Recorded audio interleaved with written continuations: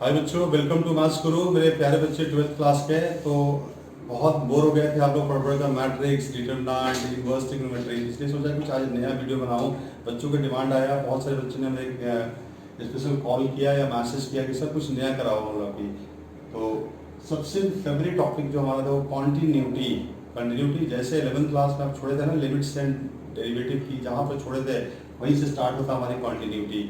तो बेटे जैसे कि देख रहा हूँ कि देखो मास बहुत वास्ट टॉपिक है, मैं एक एक सम नहीं करवा सकता, पूरी चैप्टर नहीं करवा सकता, बट मेरी टारगेट रहेगा कि छोटे छोटे क्वेश्चंस के माध्यम से ना आपकी रिवीजन करवा दूं और आपकी कुछ ना कुछ कंसेप्ट क्लियर करा दूं। तो मेरे प्यारे बच्चों वीडियो के एंड तक बने रहेंगे और आप इस क्वेश्चन की लिस्ट देख लीजिए। 2 क्वेश्चन दे रखा है और दोनों बिल्कुल सुपर डुपर हिट क्वेश्चन है जो बहुत बार बोर्ड के एग्जाम में आ चुका है और आ भी सकता है बोर्ड के एग्जाम के लिए। तो इससे आपकी बहुत से कंसेप्ट भी क्लियर होगा। जैसे आप क्वेश्चन पढ़ पा रहे हैं, देखिए कि ये बोर्ड में कम से कम 3 से 4 बार आ चुका है। ये आप देख सकते हैं खुद बुक में, ये भी 3-4 बार बोर्ड में आ चुका है। ये जैसे क्वेश्चन लिखा है बेटे कि this is the function, function की 3 वैल्यू दे रखा है। फर्स्ट वैल्यू जब x की वैल्यू 1 से ज्यादा होगा, जब x की वैल्यू 1 के इक्वल होगा तो 11 दे रखा है, 1 से छोटा होगा तो ये वैल्यू दे रखा है। फंक्शन इज कॉन्टिन्यूअस दे रखा है। देखिए कॉन्टिन्यूअस फंक्शन है 1 पर, तो a और b की वैल्यू क्या होगा। उसी तरह ये भी क्वेश्चन दिया हुआ है, इसके अंदर a की वैल्यू फाइंड करना है। तो सबसे पहली बात मैं ये बताना चाहूंगा बेटे कि what is the meaning of continuous. Continuous का मीनिंग क्या होता है, ध्यान देंगे आप बिल्कुल कि जब भी कोई फंक्शन दे रखा है ना बेटे, आप ध्यान देंगे बिल्कुल। ये फंक्शन दे रखा है मैथमेटिक्स के अंदर, कोई भी फंक्शन दे रखा है, ऐसे देखिए ये y equal to f x कोई फंक्शन दे रखा है, this is the point p।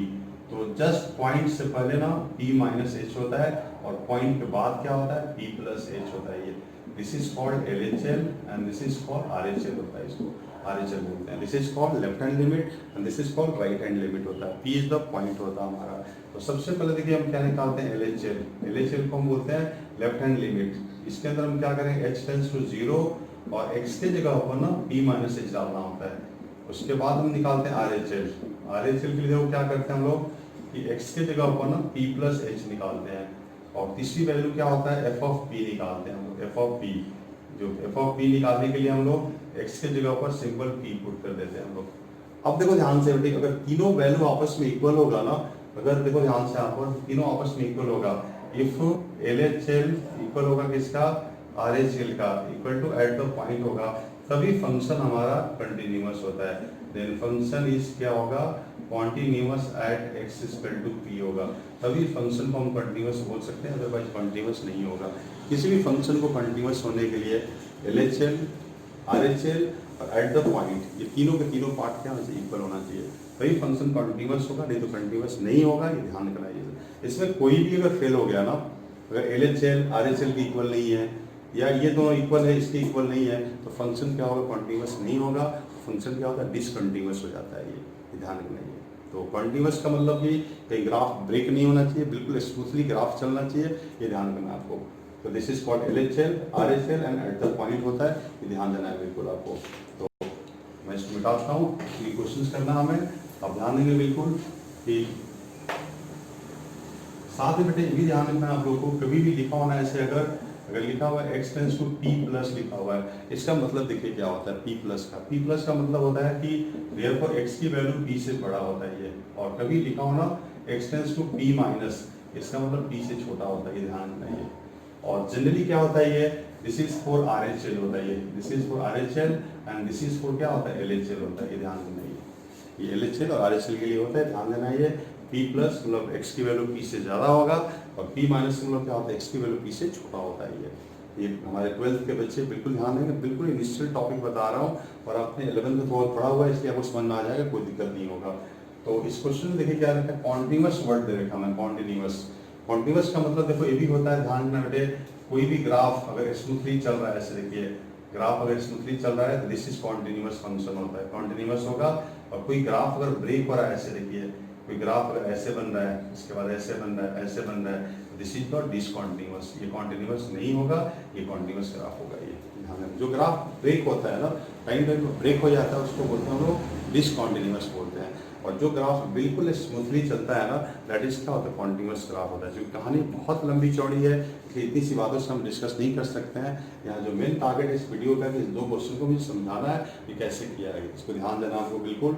और अगर आपको बिल्कुल डिटेल नॉलेज चाहिए, you have to join math Guru online classes या ऑफलाइन क्लासेस आप ज्वाइन कर सकते हो। हमारे मैथ स्कूल के अंदर सारे सब्जेक्ट की पढ़ाई होता है, फिजिक्स, केमिस्ट्री, मैथ और भी सब्जेक्ट की पढ़ाई होता है। हम लोग IIT की तैयारी कराते हैं, नीट की भी तैयारी कराते हैं। तो बेटे इस वीडियो के माध्यम से सिर्फ आपको एक अवेकनिंग देना है, क्वेश्चंस कैसे होगा और इसकी कंसेप्ट क्या है, इसलिए ध्यान देंगे बिल्कुल आप।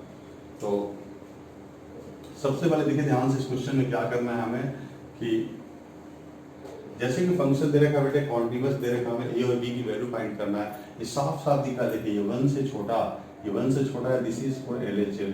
ये 1 से बड़ा है, दिस इज फॉर RHL और this is eight the point है। ये तीनों दे रखा है साफ साफ। तो सबसे पहले हम क्या निकालेंगे, LHL। क्वेश्चन फर्स्ट के अंदर आप देखिए, सबसे पहले हम LHL निकालेंगे। कैसे निकालेंगे, limit x tends to 1 minus fx लिखेंगे जी, 1 माइनस fx लिखेंगे हम लोग, x tends to 1 minus fx लिखेंगे।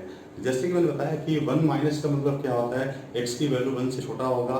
तो देखिए ध्यान से यहाँ पर, तो लिमिट x टेंड्स टू 1, यहाँ पर कितना आएगा 5ax माइनस कितना आएगा 2b, ये वैल्यू ले लेंगे। मैं साफ साफ दिखाया कि देखो यहाँ पर x की वैल्यू 1 से छोटा है। जैसे कि मैंने बताया था कि limit x tends to 1 minus लिखा fx लिखा हुआ था, साफ साफ मैंने लिख दिया था कि 1 से x टेंड्स टू 1 माइनस का 1 से छोटा के लिए ये LHL होता है, 1 से बड़ा के लिए RHL होता है और एट द पॉइंट होता है। यहाँ पर हम फंक्शन कौन सा लेंगे, कुछ टीचर बताते हैं एच की तरीका लगाओ, बट एच की तरीका लगाने की कोई जरूरत नहीं है।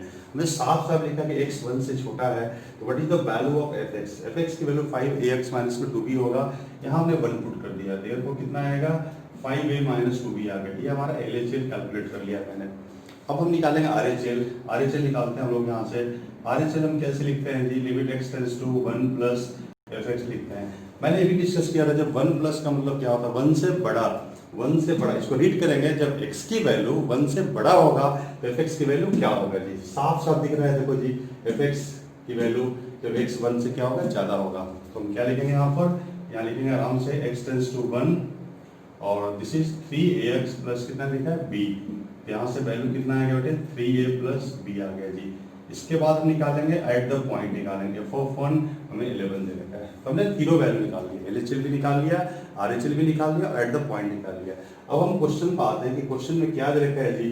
क्वेश्चन में दे रखा है कि कॉन्टिन्यूअस दे रखा है ऑलरेडी, हमें क्वेश्चन साफ साफ कंटिन्यूअस दे रखा है। देयरफॉर हम क्या लिखेंगे यहाँ पर कि LHL इक्वल होगा RHL का इक्वल टू क्या होगा, एट द पॉइंट होगा। ये तीनों के तीनों वैल्यू क्या होगा, आपस में इक्वल होगा।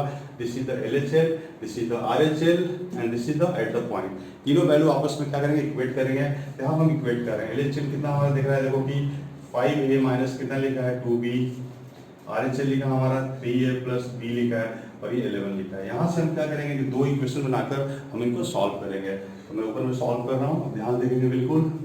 तो यहाँ से बेटा देखो इक्वेशन बन जाएगा, इसको इक्वेट कर दिया, एक बार इसको इक्वेट कर दिया तो कितना आएगा, देखिए 5a minus 2b equal to 11। This is the first equation and 3a plus b equal to 11, this is the second equation. दोनों इक्वेशन सॉल्व करते हैं by elimination method.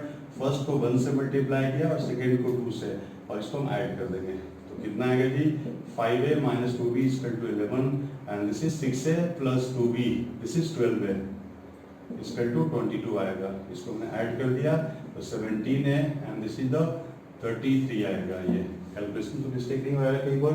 3a plus b is equal to 11 आ गया और यहाँ से कितना आएगा 5a माइनस में 2b इज इक्वल टू कितना हो गया 11 आ गया। हमने इसको 2 से मल्टीप्लाई किया तो 6 से एंड दिस इज 22 हो गया, दिस इज द 33 हो गया।